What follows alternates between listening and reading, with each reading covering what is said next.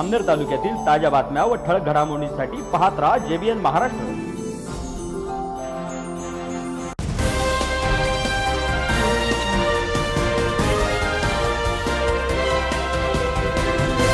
नमस्कार, मी ललिता गोपाळ। पाहूया काही ठळक वृत्त।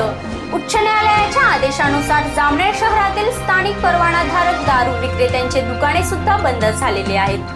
परंतु काही दारू विक्रेत्यांनी यावर सुद्धा मार्ग काढत अवैध मार्गाने आणि चढ्या भावाने बेकायदेशीरपणे दारू विक्री सुरूच ठेवली आहे। बंद असलेल्या विशाल बियर बार मागे आज अशाच एका अवैधपणे दारू विक्री करणाऱ्यांवर जामनेर पोलिसांनी कारवाई करत मुद्देमाल ताब्यात घेतला आहे। अशाच प्रकारे गावठी दारू विक्री करणाऱ्यांवर सुद्धा जामनेर पोलिसांनी कारवाई करावी अशी मागणी नागरिकांमधून होत आहे।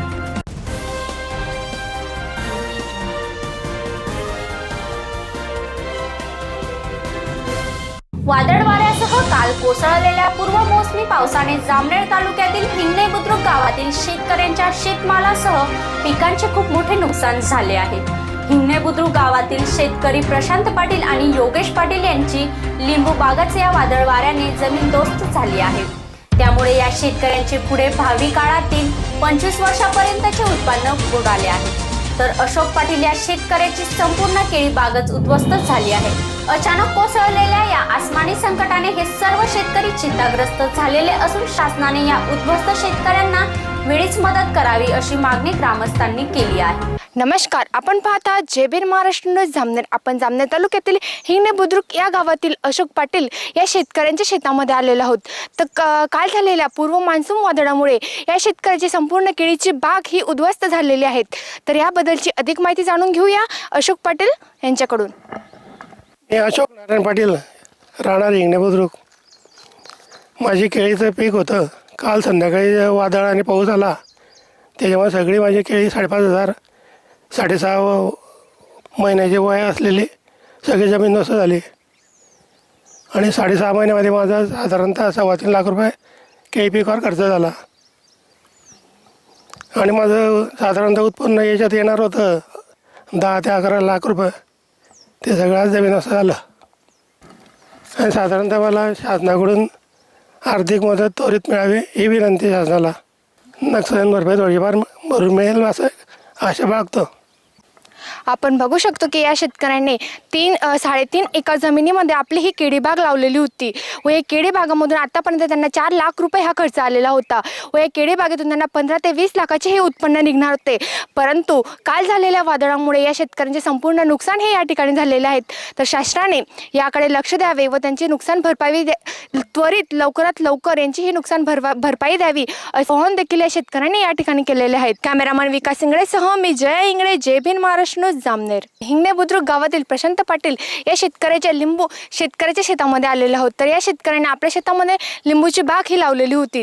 काल झालेल्या पूर्व मान्सून वादळामुळे यांची संपूर्ण बाग ही उद्ध्वस्त झालेली आहेत व त्यांचे किती नुकसान झालेले आहेत हे आपण त्या शेतकऱ्यांकडूनच जाणून घेऊया। नमस्कार, 2011 मध्ये माझ्या वडिलांनी ही बाग लावलेली होती आणि या बागेमध्ये म्हणजे आमचं आता 7 वर्ष आम्ही खूप कष्ट करून ही बाग जगवली। 2012-13च्या दुष्काळामध्ये सुद्धा आम्ही टँकरने पाणी देऊन या बागेला जगवले, त्यातून आम्ही बागेला तारले। परंतु काल झालेल्या प्रचंड वादळामुळे आमची संपूर्ण बाग ही कोलमडून पडली।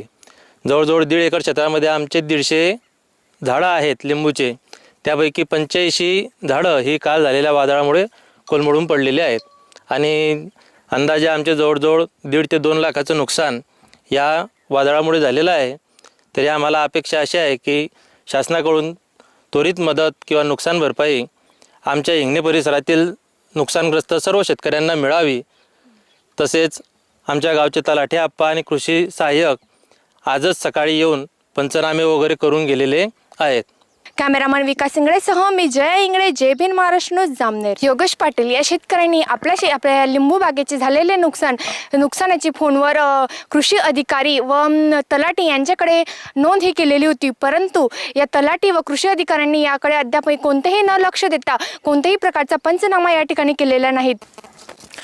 आम्ही 2014 मध्ये लावलेली बाग आमची आज काल जे पाऊस आला त्याच्यात वारा उडण्यात सगळी बाग कोलमडून पडली। तरी मी तलाट्यांना चिसखेडा जंगलातील तलाट्यांना फोन केला तरी त्यांनी आम्हाला फक्त एवढं सांगितलं की तुम्ही फोटो फक्त इथे पाठवून द्या।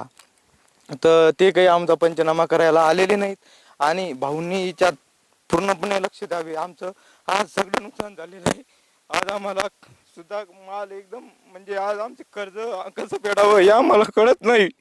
तरी भाऊंनी आमच्या शेतीकडे लक्ष द्यावं, आमच्या इकडे जंगलात येऊन सण पाहावं. तर या पदाधिकाऱ्यांनी त्वरित याकडे लक्ष द्यावे व या शेतकऱ्याचे जे नुकसान झालेले आहे त्याची नुकसान भरपाई करून द्यावी असे आव्हान देखील या शेतकऱ्यांनी या ठिकाणी केलेले आहेत. कॅमेरामन विकास इंगळेसह मी जया इंगळे, जय भीम महाराष्ट्र न्यूज, जामनेर.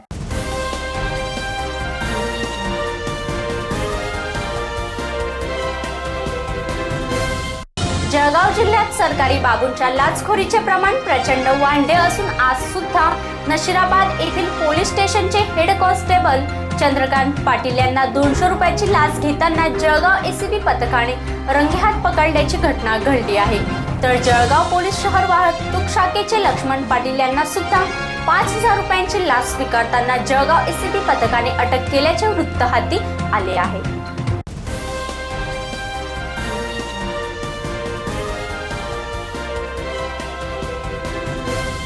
पुन्हा भेटू, तोपर्यंत पाहत राहा JBN महाराष्ट्र न्यूज. नमस्कार.